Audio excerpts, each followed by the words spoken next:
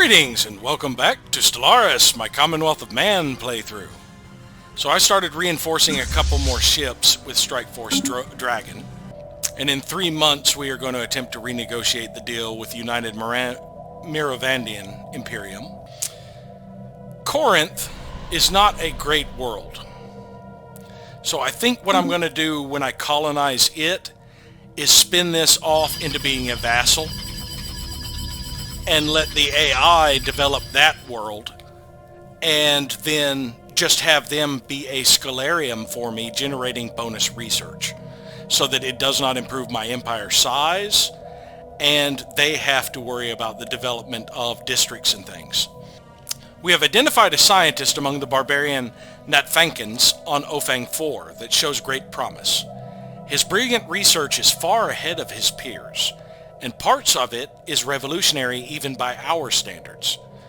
Though his work is certainly increasing in the technological progress of the Natfankans, his potential is wasted on their barbarian civilization. In our advanced labs, he would have an opportunity to do some real science. Well, the problem here,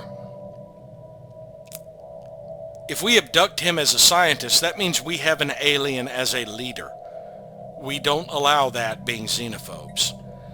He is still a barbarian. Leave him with his people. 1 more month, so it'll be April 8th when we can renegotiate the terms. Found another toxic terraforming candidate.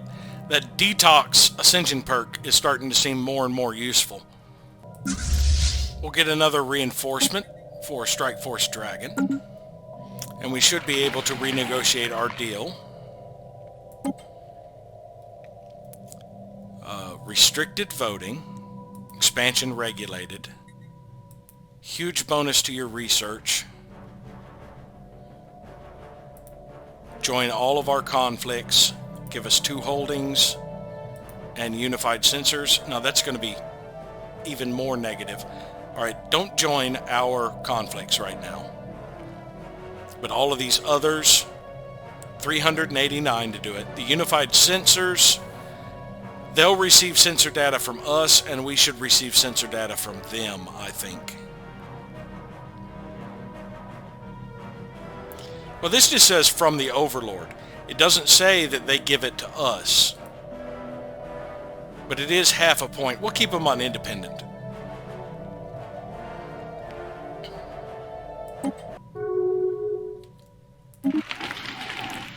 They agreed to it.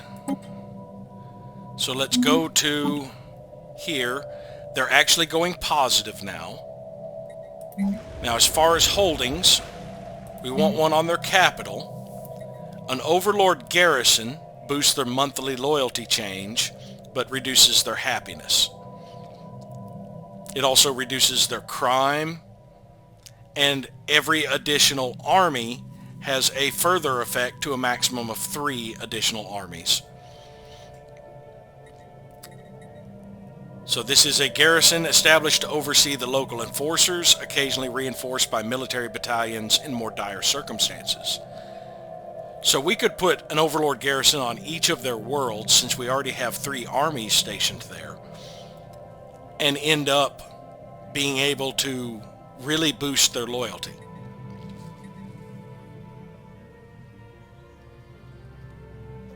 Our other options are an Emporium.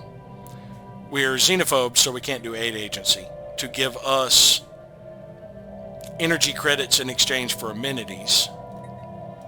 The Ministry of Truth, which gives us influence. This helps their build speed. I'm not that worried about it. And Satellite Campus would provide us with more science, and them as well. But for now, I think the Overlord garrison on each of their worlds.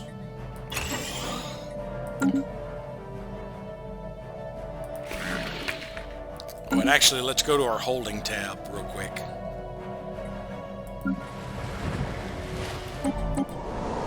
They do have 3 worlds, actually. Abundance is a factory world.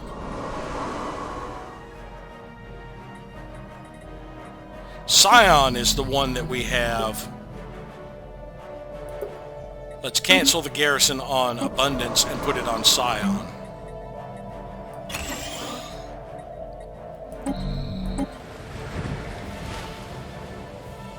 Yeah, because army-wise, this is where we have our generals and our armies here. Yeah, the assault legions.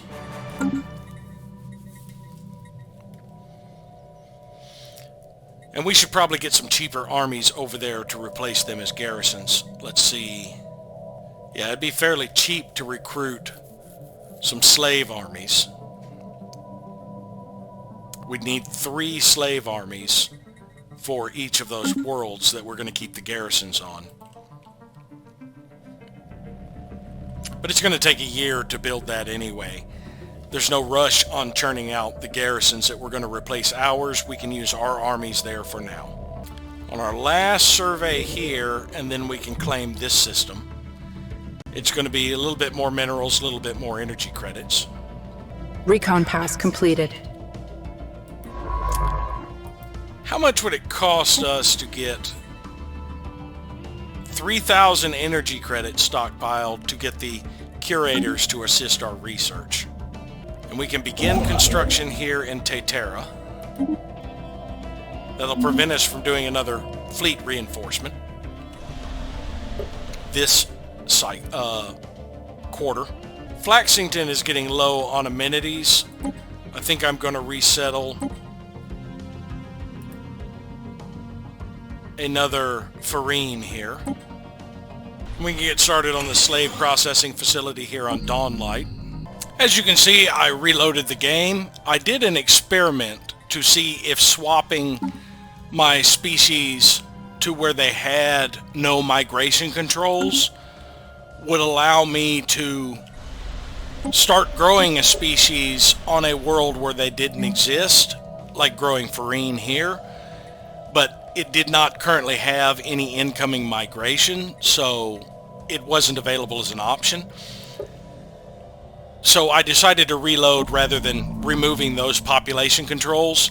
The easiest way for me to do it is to just switch somebody over. Since I like controlling my population anyway, I want to make sure I have the proper amount of humans watching over these slaves, not let them randomly migrate.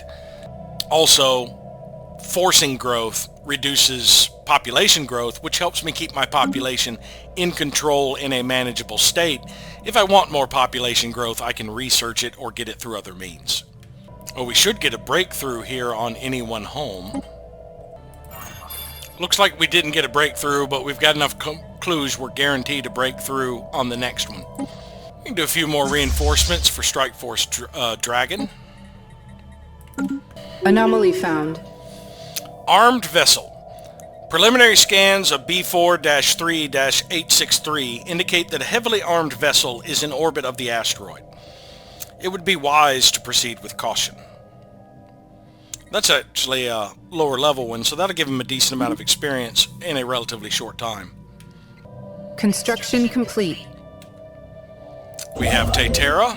We can start building the mining stations here. And I should have sufficient now. I can just right-click and say that, and we'll go to Logum next.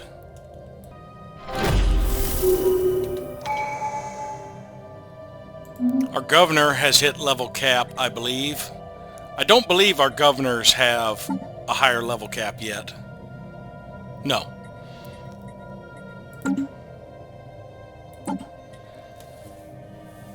The Great Game. As we continue to expand, other empires will inevitably challenge our claims, as we would theirs.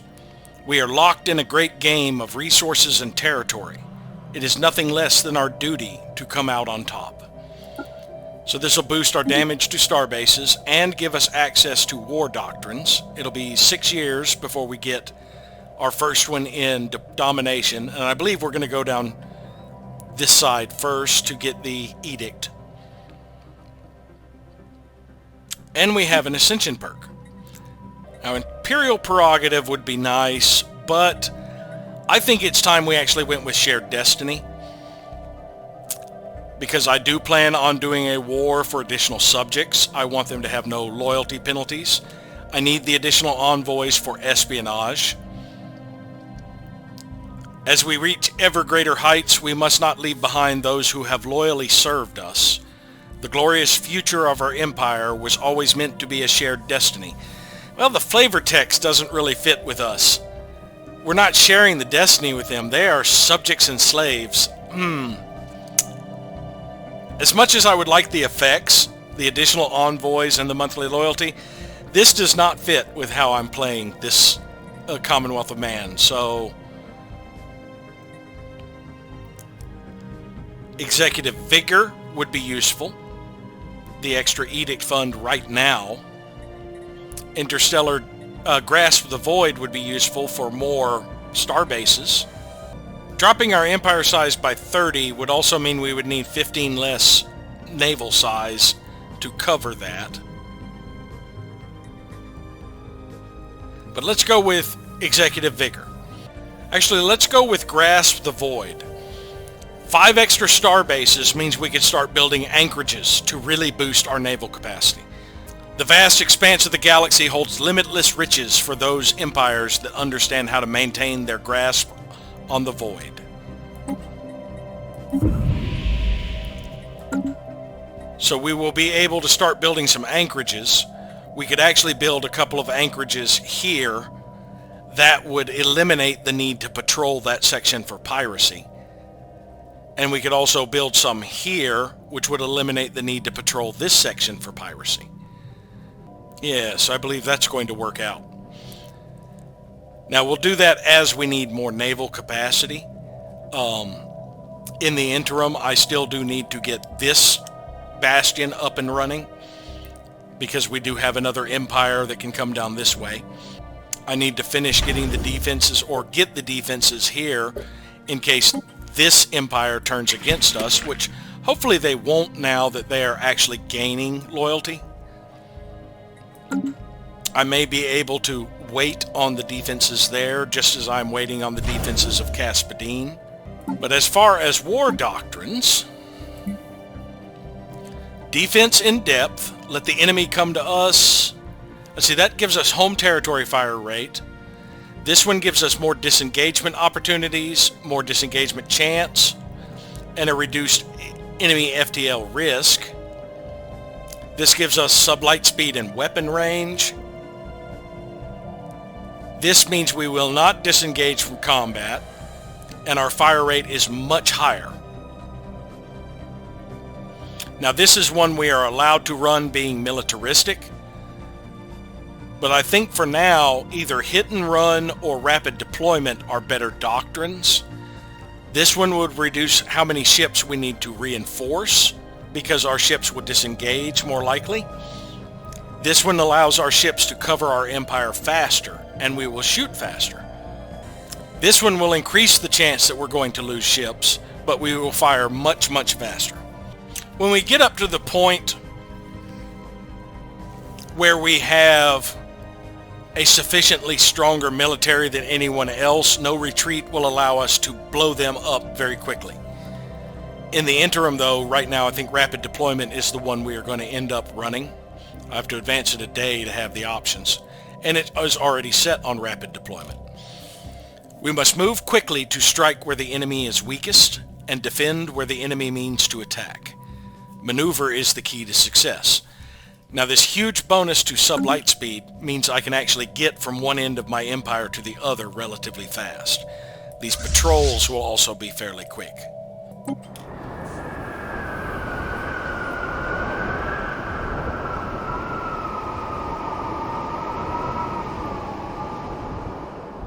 Same old, same old.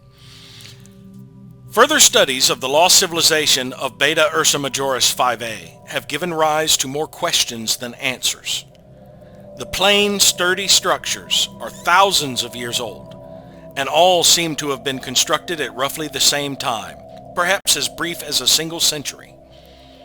Similarly, any additions or renovations to the urban structures seem to be done planet-wide at sudden, widely separated intervals.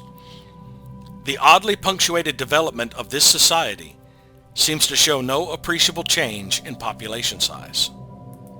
We're about 2 years away from completing enslaving the Nimas.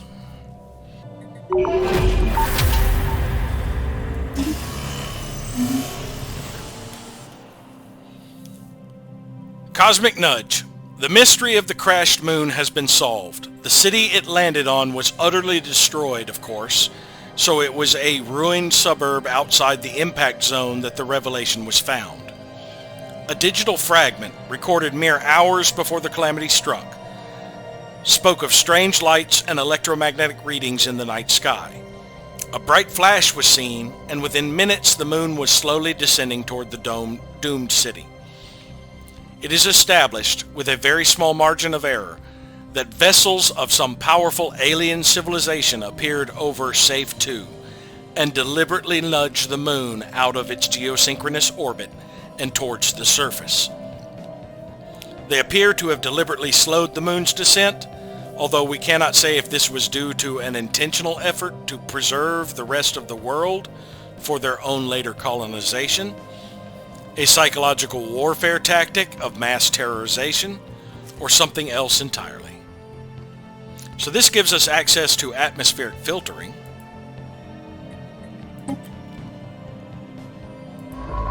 and we can send the Khonshu to excavate the endless expanse.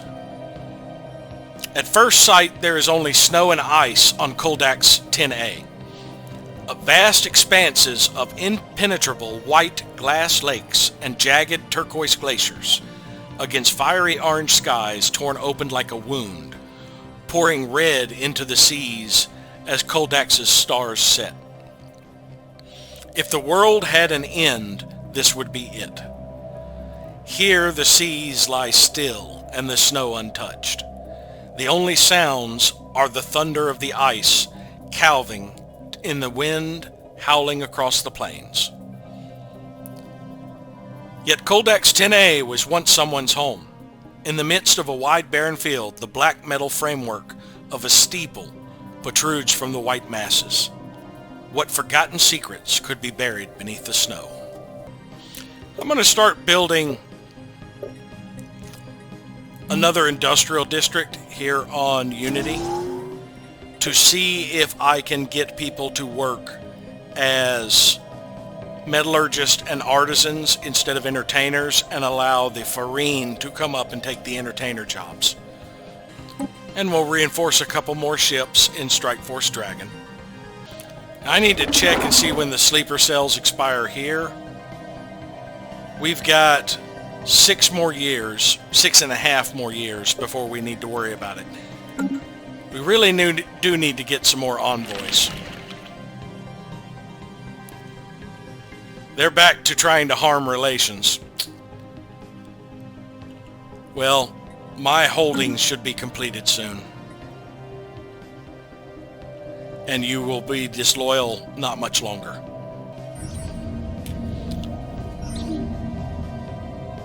Nefri's Pride. The armed vessel discovered in orbit of B4-3-863 is an abandoned military spacecraft called Nefri's Pride.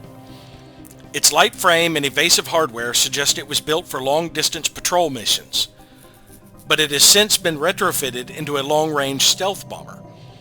Records of the ship's comms reveal it was hijacked by a rebel guerrilla on its way to perform a strike against a secret complex called the Expen Labs, said to hold a weapon so powerful it could win them the war when they were shot down. We have extracted the ship's destination from its navigational drive. Send a science crew to that lab. New sitrep. Where is that lab? It's in the Tibber system.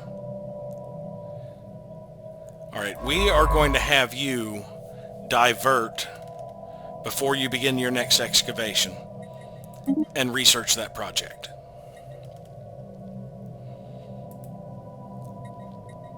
It'll only take 140 days when I get there. It's going to take me 193 to get there. So that's about 8 months. No, that's about a year. Yeah, that'll be close to 340 days. Since this ship is currently idle, I'm going to send it all the way back over here to build that research station. and then return to Obatellis. Now that will take over a year to get there, but this one's going to be busy for a while building mining stations, and I think I'm just about... No, I've got a long way to go here. Never mind. I can divert this other constructor there. It will take him less time to get up there and build that research station. Alright, our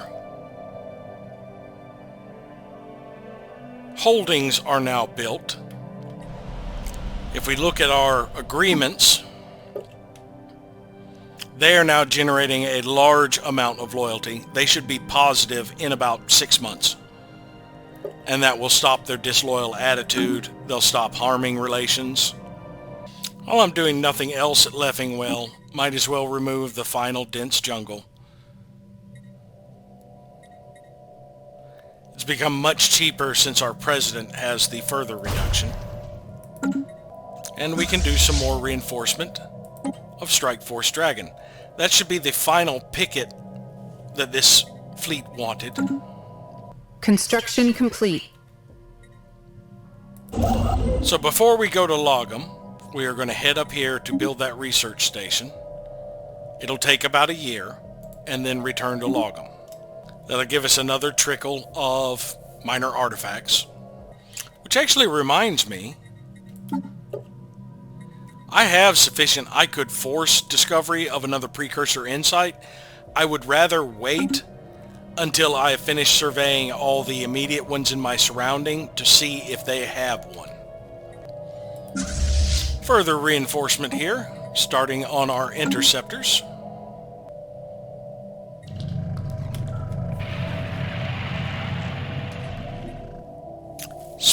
Okay, we've lost contact with our operatives in the Uthable and allied clans. Find them. We've begun a mining district on Flaxington, because I will have another Ichnerval in about 9 months, and he will need a job as a miner. And we have begun a city district on Leffingwell. I'm about 14 months away from another oxen litter, so I'd like to go ahead and be able to start on another stronghold here.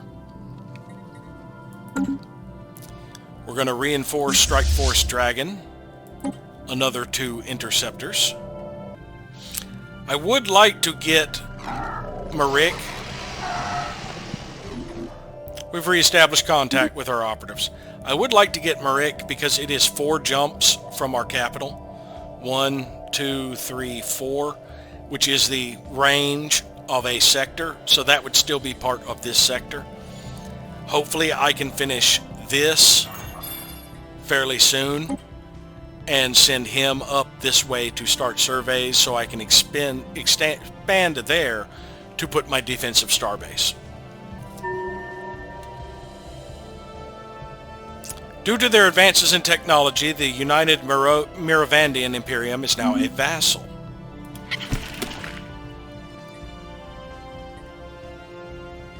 And they are loyal again. So we can renew the deal later. It's going to be about another 3.5 years before we can change it. We could drop down how much research we are giving them. Or we could keep that with the research for now and switch them over to a prospectorium. I mean, that's not a huge drain on our research output. Actually, it's going to drop next month, I think. Yeah. Now let's check and see. Yeah, that knocked about 20 months off of that and about 10 off of that. But yeah, how did that affect the loyalty gain? Oh, they're still getting good positive loyalty. And that will go up further now that they're no longer harming relations. We can get them up to max with improving relations. As a matter of fact, I probably don't need to improve relations much anymore. I could switch back to working on this spy network. I don't know how much they're still gaining from me improving relations. I mean, even if I got rid of improved relations, if I was capped on improved relations, that's plus 200, I think, is what it ends up being. If I lost all of it, they'd still be gaining 1.81 loyalty a month. I no longer need to improve relations with them. So we are going to switch back to working on this spy network. And we are going to acquire an asset. I think I'm going to keep Fortify the Border going for now because it doesn't put us over our current edict fund. And we can use that to help get the additional star bases we are going to need built quicker. I am 1 month away from getting this additional human here on St. Natchbull. I'm going to go ahead and open up this other culture worker job. That will free up an artisan job that hopefully the person will shift over to when they are grown. We're going to reinforce another corvette in that strike force. Special project complete. Invisible death. Our scientists have returned from the Zvan labs unscathed, with footage collected from the facility's security cameras. It shows lab scientists bound and gagged as guerrilla soldiers pry open the weapons strongbox. But to their dismay, the box is empty. Only minutes later, the rebels can be seen writhing on the floor in intense agony, dark patches swelling across their bodies. Then, their skin rips and a gray, unidentifiable matter spills out. The matter continues to expand, swirling hypnotically around them, until one of the scientists activates the emergency system. Sprinklers douse the room in liquid, and an electrical surge passes through it, executing all living things. Here the footage ends. Our crew can only confirm that the strongbox was indeed empty. Our excursion into the Zvan labs has progressed our engineering research. So this is another L-gate insight when we find the L-gates, which surprisingly I have not had one in my territory or anywhere near where I have passed through. Maybe there's one there. That's about the only place nearby that could have one, unless I have to end up taking over someone else's territory. 9 months to get over here. Alright, let's see how that worked out.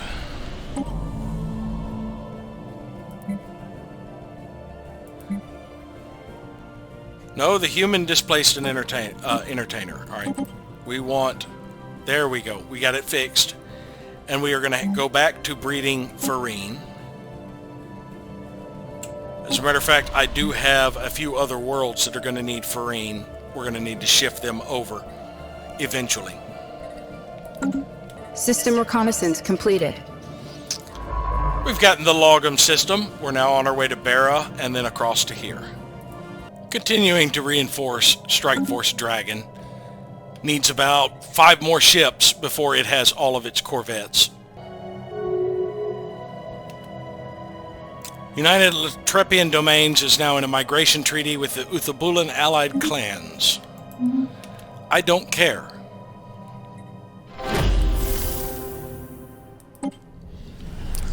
Death Rebirth.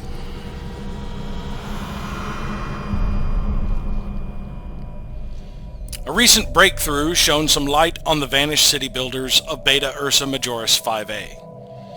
Apparently, the fungal species has a collective cycle of mass death and rebirth. They hatch en masse, almost simultaneously across the whole planet, and grow up as part of a linked hive mind collective. In the course of their hundreds of years long life cycle, they spread out and reclaim the cities built and abandoned by previously died-off generations. When nearing the next death rebirth event, they heed some species-wide biological clarion call. Through asexual reproduction, they give birth to a pod that is buried in the ground. The parent dies and the body decays, and fertilizes the ground around the pod. After a long dormant period, the pods hatch, and the cycle begins anew. Yeah, we're already getting sight from their ships. And whatever empire is over here, we haven't seen their star bases or constructors yet, at least. I'm willing to bet that popped up because a primitive civilization became a spacefaring empire on a planet somewhere around here. I should probably look and see if more have popped up somewhere. I forgot about 2 months ago I could have fiddled with this to see if I could get them Nope, they're still coming over to be the damn entertainers. Damn it, I want you to be a bureaucrat. I want you to be a researchers. It will not pull them out of the entertainer jobs. That's unfortunate. All right, because I need bureaucrats, so we're going to have to drop an artisan and a metallurgist. So it seems like despite the fact that these guys make excellent entertainers, something about them is preventing them from being preferred over humans. Now, I need a species, I guess, that gets bonus to amenities or unity generation. It could be their habitability. Because of their habitability, they are preferring the humans. So we will just leave them as clerks, and I do need to grow 2 more humans here to fill up the artisan and the metallurgist jobs. One of the Farines has become a miner. Be a clerk, fool. No, it's not habitability that's causing this. Because if that was the case, they wouldn't be pushed out here in this system. I need to give them traits that boost their ability to generate the resources here, amenities and unity, to have them be the entertainers. Another ship for Strike Force Dragon. Special project complete. Enforced obedience. Our xenobioengineering scientists have curtailed the Nema menace. Thanks to our superb efforts, the creatures are now subservient to us. The Nemas have been granted renewed purpose as superlative beasts of burden. Their colossal bulk allows them to carry immense quantities of material, guided down to optimal routes by way of their cybernetic implants. Our colonization effort has accelerated accordingly. So we get a reduction in building and district cost here. And we're still 3.5 years away from getting our ground defense planning. There's a rivalry between the United Miravandian Imperium and the United Latrepian domains. Our vassal and people we plan on declaring war at anyway. That works for me. Construction complete. We have that research station generating minor artifacts up. I have a feeling Sydney Beauclair is going to be dying soon. Since I can't get the Farine to be the entertainers here on Unity, I'm going to resettle 1 to Doran as a clerk. Because Doran had a shortage of amenities. And now that it has a Farine there, after we get our final district built here, generator district, and get the Ichner Vol to fill it out, I will be able to, as a matter of fact, let me go ahead and in preparation for this, make sure he doesn't get pulled out of the clerk job. As we do that, I will be able to breed Farine on this world. Because it's going to be a while before I get the population back up here to where I can shift them off-world. I need places where Farine can breed on other worlds. I still need to shift 1 to Leffingwell and 1 to Dawnlight. But other than that, I should have a Farine on most of these other worlds. 2 more corvettes being constructed for Strike Force Dragon. I have another mining district under construction here. Want to go ahead and get my mining districts filled out on Dawnlight. Just 1 more after this one. And just 1 left before we have our full allotment of 30 corvettes. And we'll be at 90 naval capacity. Which is about 2/3 of what we need. I haven't checked my factions in a while. Still doesn't consider it high naval capacity usage. Well, it appears that other empire doesn't care to complete first contact with us. We'll go ahead and start up another stronghold here. It'll pull the clerk and the farmer. I'm okay with that. I'd rather get my capacity up so I can start churning out some destroyers. It'll be 2 years before we have another population here to replace the farmers, though. We're down to 10 months. We'll go ahead and start building one of these. It takes about 7 months. Actually, I can wait until July to start that construction. That's less time that I will be suffering the upkeep for it without anyone making use of it. And our final Corvette is now under construction.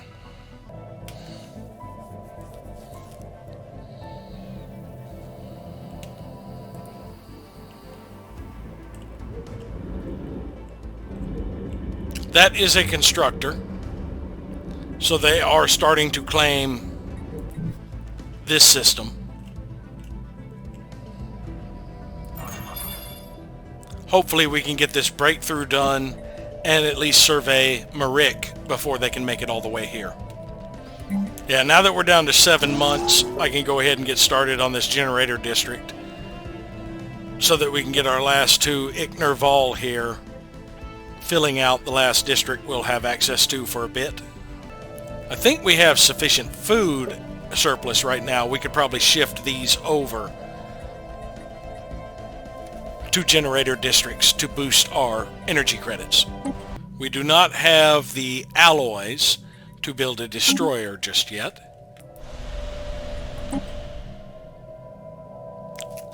We're 5 alloys shy of building a colony ship. So what I am going to do, why is it not letting me? Is it because I'm in the colony thing? Let's try that again. I'm going to buy 25 alloys so I can go ahead and begin the construction of a colony ship for Corinth 3. Citadel. Well, that's going to be an odd name for a Stellarium, but so be it. Still not the end. Oh, this is the Endless Expanse.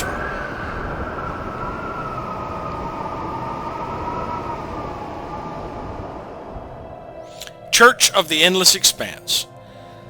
The archaeological team has laid bare the remains of a modest temple, delicately carved from an organic alien material. The exterior was once brightly colored but has faded to a dull gray. A fully operational holographic priest still presides over the church.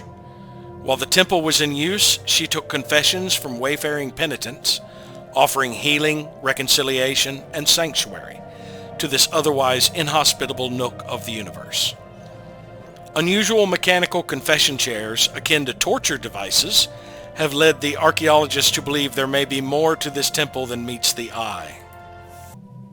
Still cannot afford to reinforce this fleet.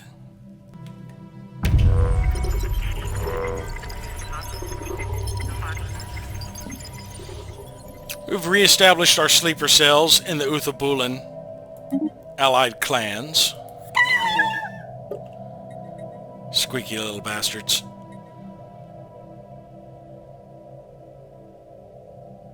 I could acquire another asset.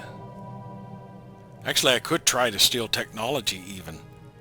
I want to get closer to our cap though, so I'm going to let this just build up infiltration level for now.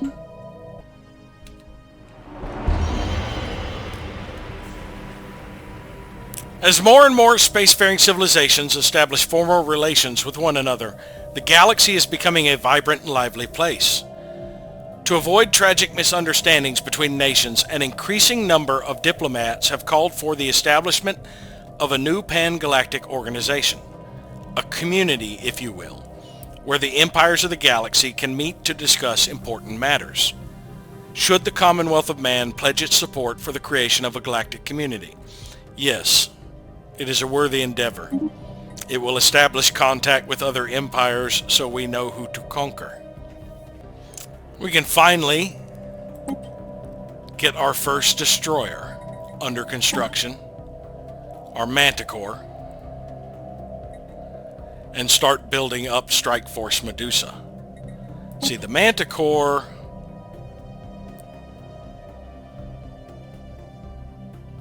is an artillery, very large mass driver, and some point defense to keep missiles at bay. Let me actually make sure it builds all the Manticores before it builds anything else. So we will get rid of all of these and then add them back. Let's see, the Ascendant will be our next one, because it is a missile boat, followed by the Argo.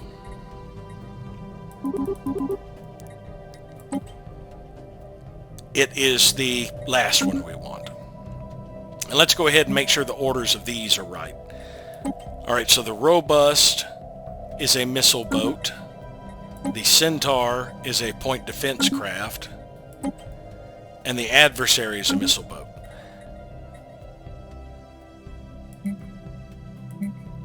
So I believe we want the Adversary first, followed by the Robust, and then the Centaur.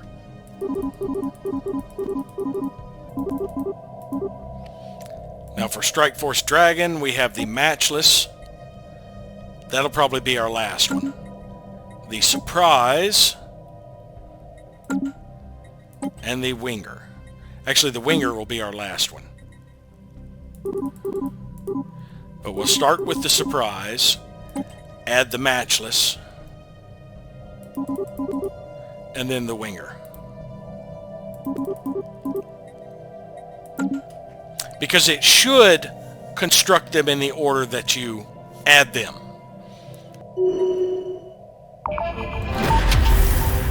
Yes, we finally finished the archaeological site.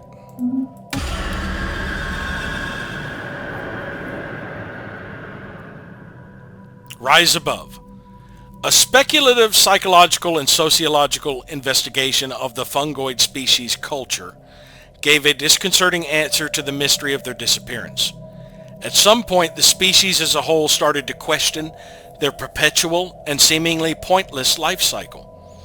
A seed of existential nihilism grew in the entire populace, culminating in a final act of defiance against their own survival instinct.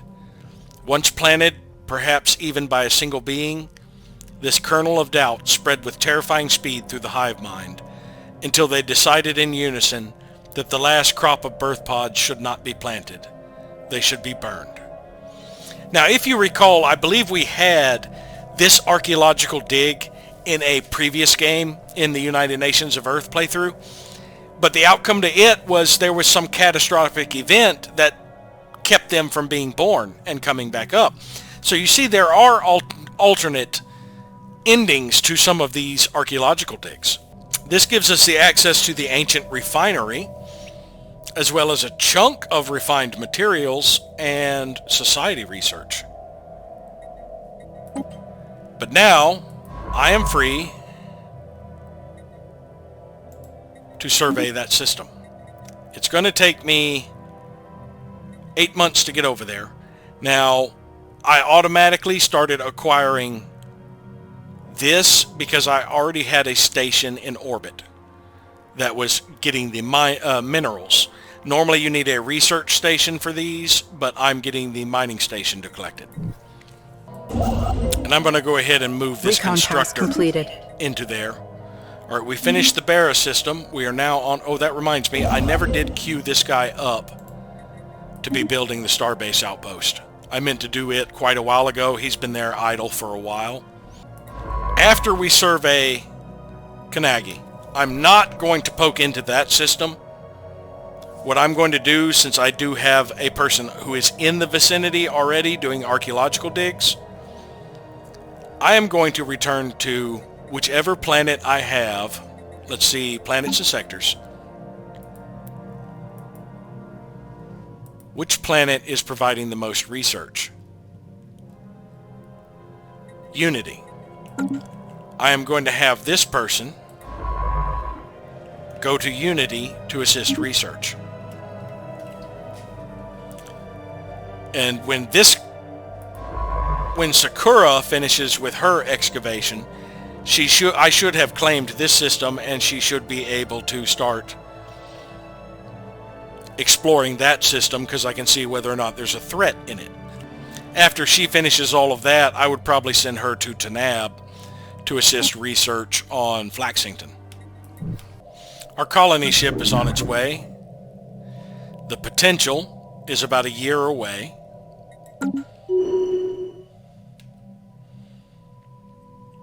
And Strike Force Werewolf will take 4 months to reinforce Deneb with its first destroyer.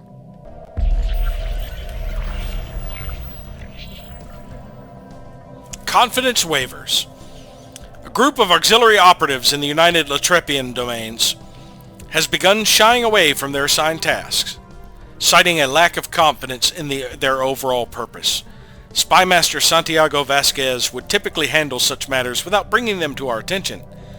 But even without them knowing any details, these operatives seem unusually well informed about Operation Acquire Asset, and perhaps the spy network as a whole.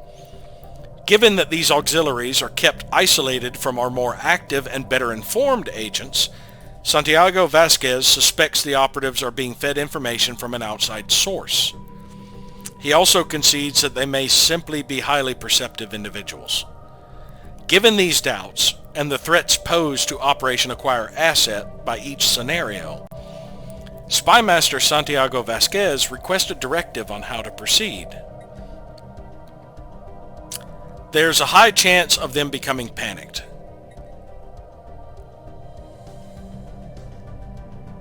If we cut them loose, we get operation difficulty for 1 year,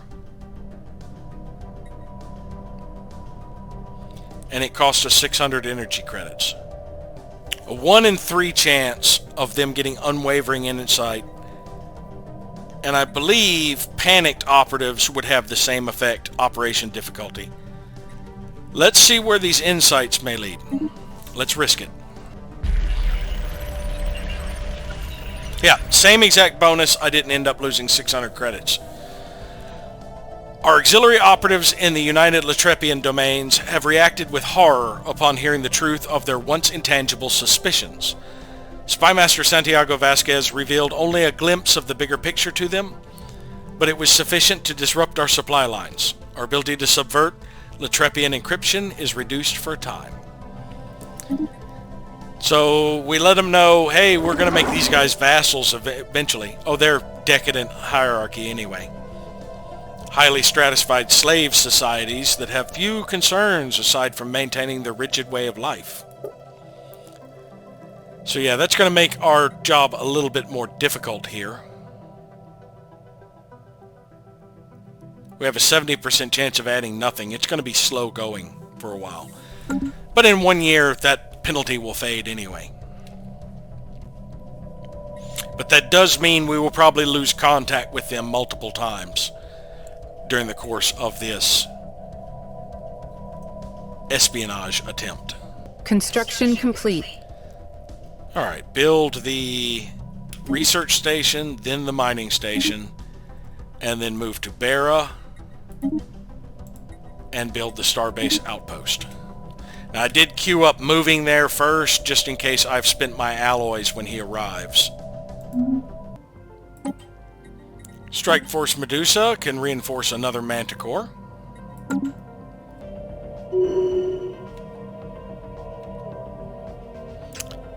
Another 5 months. Oh, crap. Our Grand Admiral has passed away. Grand Marshal Sidney Beauclair has died. So, Sandra Kingsley would grow our economy, more energy credits from jobs, increase to planetary build speed, speed up on science. Yujug, secure the borders, makes defense platforms a lot cheaper. Outposts and star bases have lower influence cost and alloy cost, and food bonus. He also has secure the borders, also has the food bonus, and colony development. And Kirsten Kreutz has developed industry, more minerals, Starbase module and upgrade cost reduction, and Frontier Spirit as well. And she's the youngest. All of these others will probably die in office as well. But we'll take the general, mainly for the defense platform bit. It'll cost 2,000, so we could start generating some defense platforms fairly quickly, though actually he may pass away fairly fast. This is unfortunate. We don't have excellent choices. I don't care for the colony ship when I'm not going to be making more colonies soon. Well, with him at least, I could get cheaper outpost for a little bit, but it could cost me 2,000 unity. I will just abstain. Yeah, she is chosen for free. Gives us the secure borders and the reduction in outpost build cost. That works for me. The food and the pop growth, I do not care. But this leader feels strongly about securing and protecting agrarian food sources. She's a fertility preacher. Expansionist. Leader aims to expand their borders. I'm not that interested in expanding my borders. I'm interested in securing my borders. So that was our general. Now that does mean we lost the reduction to the cost of ship upkeep and ship construction, so it is going to take longer to build our ships now, and our alloys and energy credits may take a slight hit because their upkeep is increased. Oh yes, they're already claiming this system. We need to hurry up and claim this system. Rogerian civilization encountered on Kornagi 2. Atmospheric contaminants and light pollution visible from orbit are consistent with a densely populated machine-age society. They appear to have mastered air travel, and factories are mass-producing goods for their cities.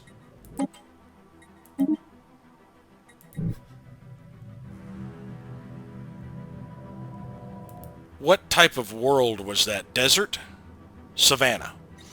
Yeah, so we will be building an observation post there.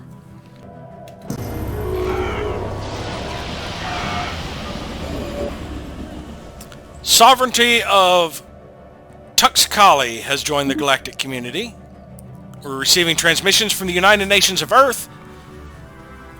Interesting. You're humans. This is incredible. You must be survivors from the Ulysses Initiative. Everyone back on Earth assumed the Ark ships had all been lost, but clearly at least one made it. Did you say your ancestors were on the Chrysanthemum? It can't have been easy, but you certainly seem to have done well for yourselves. On behalf of the people of Earth and the constituents of the United Nations General Assembly, I would like to extend a hand in friendship to our brothers and sisters in the Commonwealth of Man. Let us strive together to build a better future for all humanity. Who's the leader? We are glad to finally be reunited with the rest of our species. Yes, we are. We are xenophobes, but they're human. The sovereignty of Tuxcali has translated. An Irenic dictatorship. Greetings from the sovereignty of Tuxcali. We are a peaceful nation, justly ruled by our beloved serene protector, Lishma Kakangi. Whatever grievance might arise between our people in the future, we hope they can be settled through dialogue rather than violence. That's not who's our neighbor. It is, keep to yourselves, alien. This is a historic day. Several of the galaxy's prominent spacefaring empires, including Commonwealth of Man, have announced the creation of the galactic community. This supranational organization will serve as a forum where matters involving the entire galaxy can be discussed and decided upon. As one of its founding members, we can take pride in this milestone of galactic history. So we have the United Nations of Earth as the highest right now. The Soren Combined Clans, the Masharan State, the Citizen Confederacy of Gavazul, the Federation League, we've met them, and then us. So right now we're 6th. The Allied Multics territories, which is the one right on our border, is right below us. Hierarchy of Moffith, Tendrazun Star Conglomerate, Rakuten Imperium, Glostwarian Galactic Hierarchy, United Latrepian Domains, Uthabulan Allied Clans, Galactic Alvatharian Empire, the Kesem Confederacy, Intherian Galactic League, and the Sovereignty of Tuxcali, which is the weakest one. What resolution do I want to propose? I'm curious how much of my weight is from what. Let's check that real quick.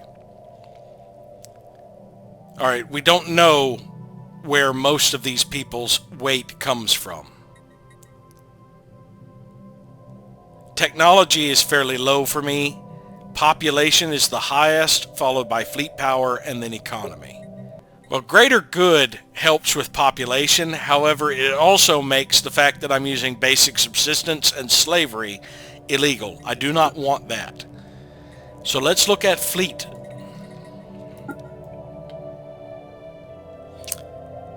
Readied shield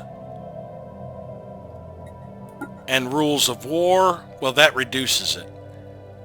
Defense privatization does not really affect it. It reduces naval capacity. I believe we want to propose the readied shield. The universe is a dangerous place, and all members of the galactic community should be ready to defend their worlds, whether it be against pirates, space creatures, or the unknown. I'm mainly doing this to get more diplomatic weight and to get more naval capacity. And I am, of course, doing the Palpatine effort of telling everybody, yeah, everybody needs to build up their fleets, knowing that mine is going to be bigger than theirs eventually anyway. Played by Unknown. I know who the hell I am. We have our final Ichner Vol here. So I am going to switch Flaxington to growing Farine to fill out the clerk slots. I can turn off favoriting that and reopen the job. Strike Force Medusa can reinforce an additional